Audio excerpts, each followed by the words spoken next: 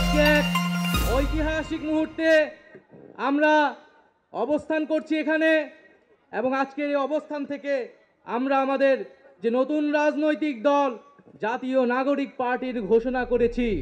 সাবেক উপদেষ্টা ও জাতীয় নাগরিক পার্টির আহ্বায়ক নাহিদ ইসলামের হঠাৎ সিলেট আগমন এবং আলোচিত ব্যবসায়ী মাহতাবুর রহমান নাসিরের প্রতিষ্ঠিত আল হারামাইন হাসপাতালে অবস্থান নিয়ে নানা গুঞ্জন চলছে।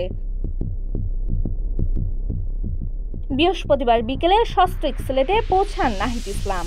এরপর নগরীর সোফহানিঘাটে অবস্থিত আল হারামাইন হাসপাতালে যান তিনি। যদিও হাসপাতাল কর্তৃপক্ষ দাবি করছে পায়ে আঘাত পেয়ে তিনি অর্থোপেডিক্স ডাক্তারের পরামর্শ নিতে এসেছিলেন, তবুও সামাজিক ও রাজনৈতিক মহলে নানা আলোচনা শুরু হয়েছে।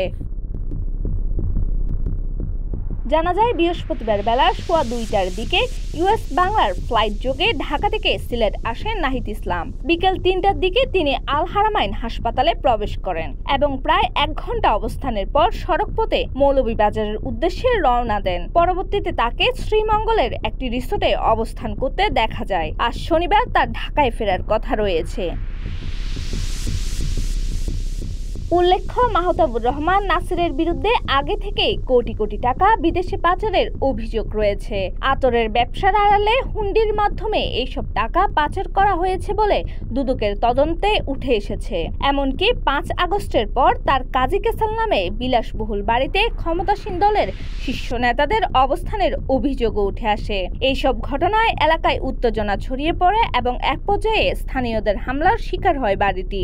সিসিটিভি ফুটেজও জব্দ করে আইন শৃঙ্খলা বাহিনী। এইসব প্রেক্ষাপটে নাসিরের ব্যবসা প্রতিষ্ঠানে নাহিদ ইসলামের উপস্থিতি নানা প্রশ্নের জন্ম দিয়েছে। যদিও তা শুধু চিকিৎসা সংক্রান্ত ছিল কিনা তা নিয়ে সংশয় রয়ে গেছে। Desk report, citizen news, Chittagong.